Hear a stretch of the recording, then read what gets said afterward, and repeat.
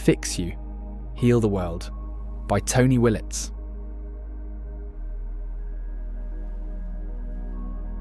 Chapter 1. Taking Responsibility. For oneself. By this I mean remembering that nobody else is responsible for you or your actions. If we would all be more responsible for the impact we have on the world around us and take it more seriously, there would be a much smaller problem of litter on the streets, for instance, and water running low in the summertime, because we would all be stopping the tap running as we brushed our teeth, and we would all be taking our litter to the nearest litter bin, or bringing it home with us, using the bag in which we carried the items, to our destination to begin with, rather than leaving it on the beach to be collected by an other, and causing all sorts of wildlife and safety issues, etc. We all like the thought of a pretty world, and we all like to look out on the beautiful countryside or seaside. The buck. However stops with us, it is a very simple issue really, and all it requires is a little forethought, and the effort to collect our things up, or just simply consider the consequence for not doing anything about what we are doing, once we have finished doing it. Some examples include: you have eaten your meal, and so are finished with your dinner plate. It has a little leftover food on it, because we don't eat to excess. Do we simply convey the plate to the kitchen, and leave it on the side for the pixie to sort out, and consider our work here done? Or could we not simply observe that the food residue on the plate should be scraped into the recycle bin, and that the plate should be, and indeed would benefit from being cleaned, and placed either on the drying rack, or even dried up and put away back where it belongs, along with the associated cutlery that was also used for the meal? Why should that be someone else's job other than yours? You spill a little water as you vacate the bath, there is a slippery floor in the bathroom. Do you immediately clear it up, or just leave it for the next person to slip up on and hope that they clear it up before somebody hurts themselves? The toilet paper has reached the end of its contents. At the time you are using the bathroom, do you leave the empty roll on the holder for the next person to replace? Or do you make the replacement your problem to solve, even though it certainly wasn't you who had used it all? These simple examples are just a few ways that we can all take a greater responsibility for ourselves and make the lives of others, whom are also trying to take a greater part in their own lives, just that little bit easier. Remembering that we are not the most important person on earth is the first step, but keeping our own faith and remembering that we are part of a greater purpose is the key. Wherever we can be of service to others, we are also helping ourselves. The same net result that will improve the lives of others would be the best we ourselves could hope for also, for the benefit of our own lives. And so all of the items listed within the pages of this book are in fact an example of a win-win situation. Too many of us would like for others to carry out a time and motion study upon their own efforts for the day, even though for most of us the result of such a study upon our own efforts might indeed leave us blushing. Let us stop worrying about the endeavours of others and just consider our own impact on the world around us, and be the best version of ourselves in our relations with all others, and hope that we perhaps lead by example, where perhaps guidance has been failing in some of the others around us.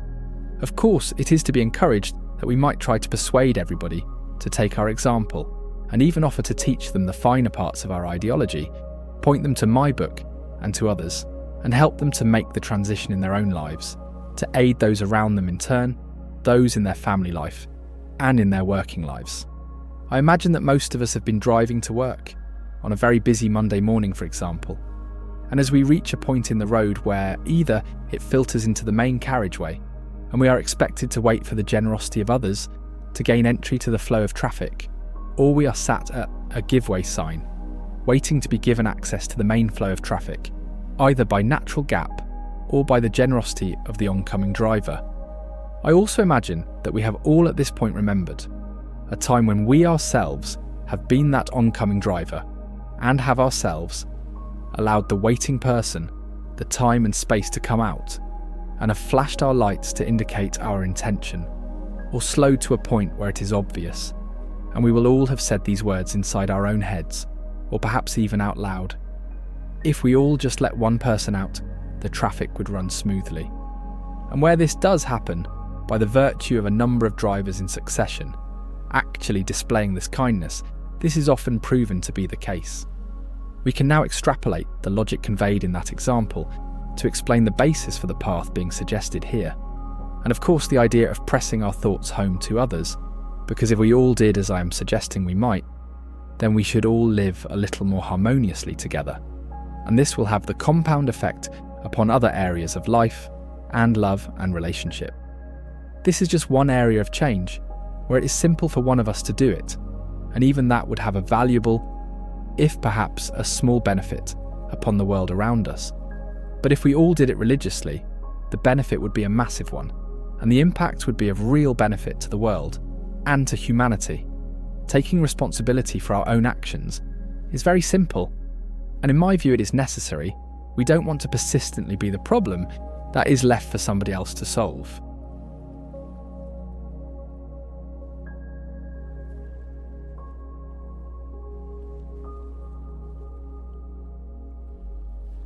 Chapter 2. Respecting the path and boundaries of others.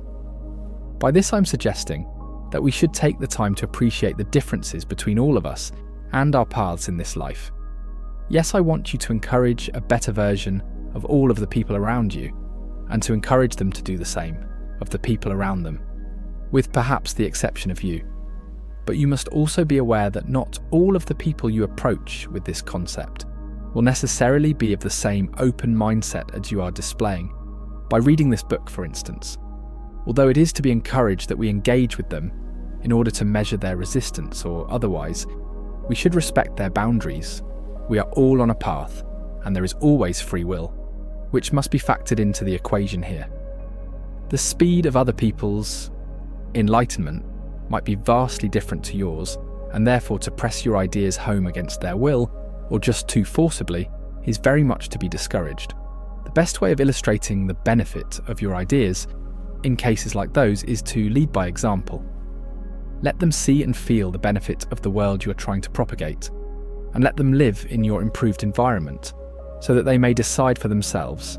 And do keep in mind that some will never see your point of view, however well-intentioned. Do not think that they are not clever enough, or that they are not nice people, but some will never be the person you would like them to be. And this is the bare bones of the point to remember here. You should always respect the boundaries of those you call friends and those of your family. To do otherwise is bordering on the narcissistic. We do not own people. Even, and especially our romantic other, is not a possession, and cannot be and should never be told to do this, as well-meaning as the items are within this list, and however beneficial you may consider them. You cannot expect everybody to be of the same mind. There are always pushbacks, and some of those may arrive to you from a completely unexpected angle. Somebody you love perhaps, or somebody you have been very close friends with for many years. And it is not beyond the realms of possibility that some of those people may drop from within your circle, either by your own standards requiring a higher level of engagement, or by their own decision not to remain around you. This may well have happened in any case, given that you are the type of person to buy this book and implement its ideas.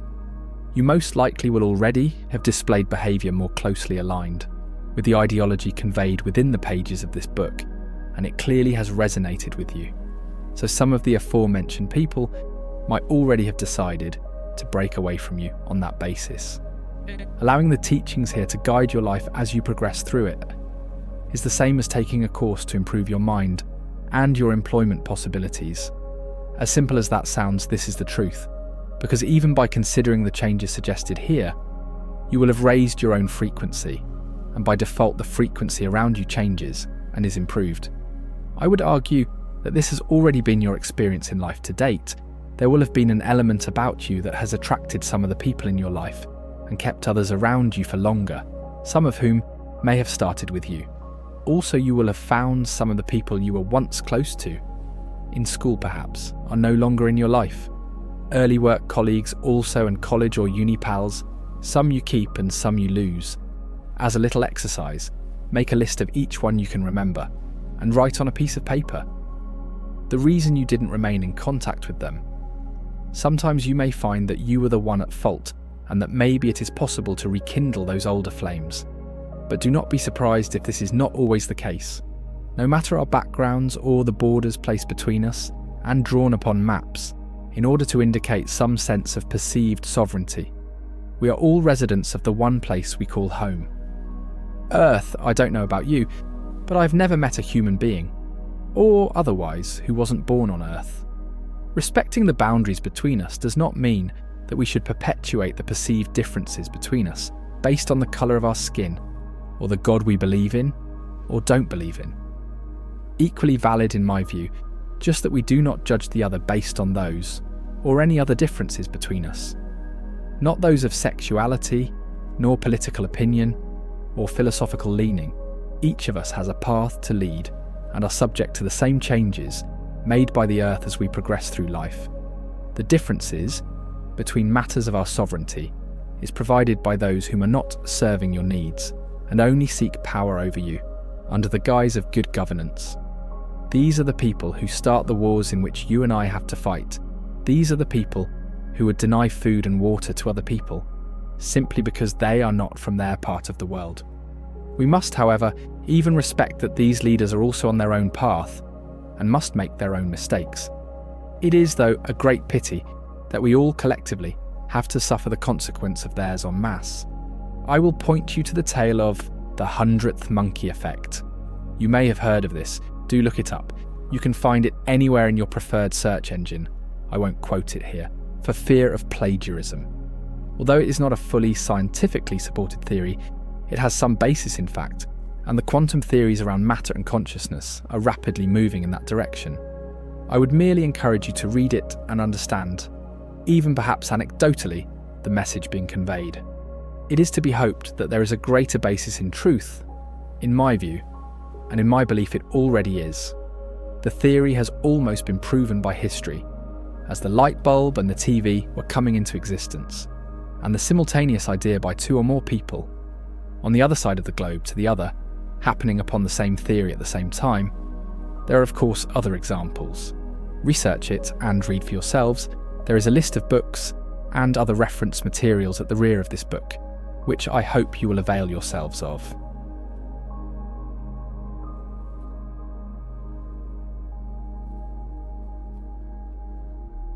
Chapter 3. Helping others without expectation. Helping others without expecting their help. In return for our efforts, it would be lovely if everyone would give back equally the help which they received from you perhaps, but this is not always the case. In fact, most likely the majority of the time, it won't be the case. Consider though, this example either in a shared student home or halls of residence, or the family home even, there is a small pile of toiletries that are currently waiting to be transported from their current location, in the kitchen perhaps, or beside the front door to the building, and the request has been made that the next available hand please carry them to the bathroom and dispense them to their proper locations. This request was made most likely by the person or persons whom had taken the time out of their own day to go and collect these and other necessary grocery items, and are justified in sitting down to some welcome refreshment as reward for their endeavours. One or more people have been in the proximity of the items in question, and furthermore have indeed visited the bathroom since this request was made. But as you yourself also transition within proximity of the small pile of toiletries, it becomes clear that nobody has taken the time to be of service in respect of their transit to the bathroom. Initially, this can be vexing, certainly to the person or persons whom originally made the request, and they might now have even made up part of that number, whom walked clear past the items in question, purely from a position of spite, and rightly so you might think. It is then very clear what an enlightened person like ourselves ought to do. We collect up all of the items and we convey them to the bathroom with no more ceremony than that of glancing out of the window to observe the sunshine. We say nothing further on the subject, and we continue with our day. We do not look for praise for our efforts. Usually such items are of the type designed to serve all in the house beneficially, and therefore our reward is already guaranteed. Personally, I am rather partial to a hot muscle soak myself, and even though I do not use the Unicorn Tears body butter or any other such bottles of Jollop with indescribable purposes, I was certainly happy that whomever does benefit from such things was going to enjoy the presence of them in the bathroom at the point of requiring their use, and that due to my silent efforts, they now shall do. Obviously, this methodology can be utilised in other walks of life, at work, in the gym, at school, college or uni. It all sounds and is in fact very simple, but to adopt this mindset as a permanent state is a lot trickier. Let us not imagine that we will get it right all of the time. I myself have walked past such things, and sometimes have left a pool of water on the bathroom floor. Unwittingly, these things occur. And as humans, we are susceptible to losing focus very easily. The important thing here, and indeed with all of the items listed in this book, is that we take part and try our best to improve the situation. Indeed, as I've stated earlier, the very fact that you are reading this book, and considering the possibilities listed within, is progress enough to raise your frequency, and that of the location you occupy. Maybe you are the 100th monkey. Even at this stage in the book so early on, you must begin to see the benefits of everyone being of the same mindset, and how much better the entire world would be if we could introduce and distribute these ideas across the human race as a whole. However, a small caveat here would be that it has been attempted before. These are not new ideas. I am not a guru with the wisest words to share with the world.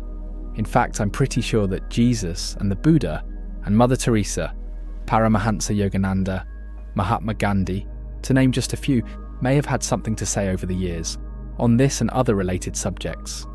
Indeed, the texts from which they are quoting are an awful lot older than I am for sure, but my awakening is in progress, something that to some extent we all are experiencing.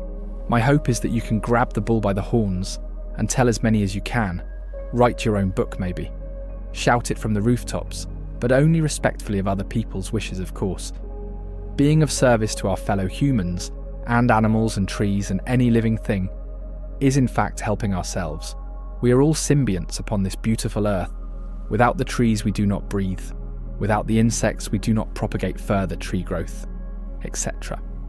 Any and all assistance is required wherever possible, and be assured that each and every act of kindness on your behalf is its own reward to you, and all of us in turn.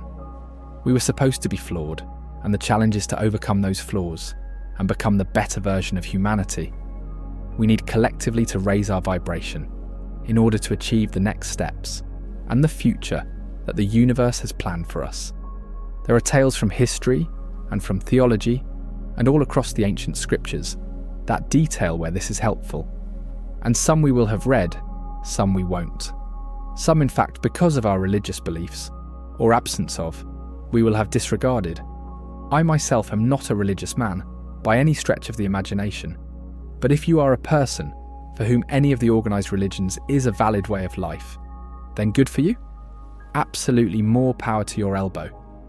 But I would implore you to consider that your ideology, although should not be offended by anything I have written in this book, should also allow the others of differing views to follow their own journey. This is what I was saying earlier about free will, and that it is a sacred gift given to us at birth. All across our society, I live in the UK, and we are fairly typical of the Western world at present. We are becoming more and more of a fractured society, and I think never more was this information so valuable. We should not allow the reporting of crime in the news to darken our view of humanity. Crime has always been a scourge on society, and always will be. The fear-mongering reporting of it 24 hours a day is not useful and has a very detrimental effect upon society. Not least because people are reluctant to help a person, lying sick or injured in the street, for example. I personally have witnessed this. A traffic jam in which I was sat for some hours was slow moving for at least an hour of that time, until it came to a complete halt.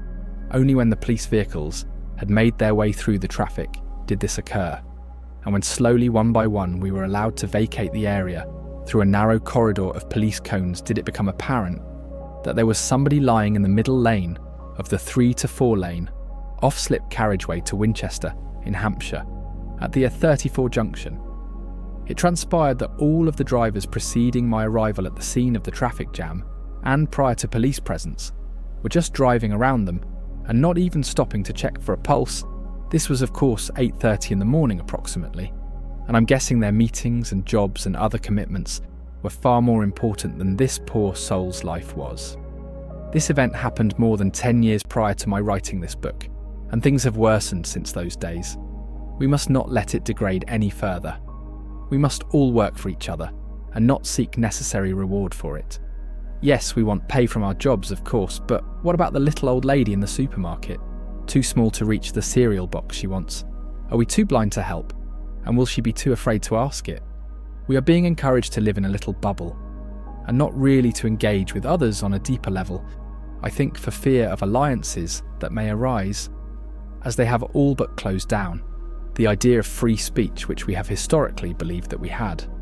In generations past, we would have known the names of most of the people living in our street, and would regularly encounter them, either in school, work, or possibly at the shops, pubs or clubs, etc. These meetings have largely disappeared due to modern life, and the way we now can do everything from the comfort of our own sofa. It is now more of a concerted effort, which is required to achieve the levels of frequency that I am suggesting.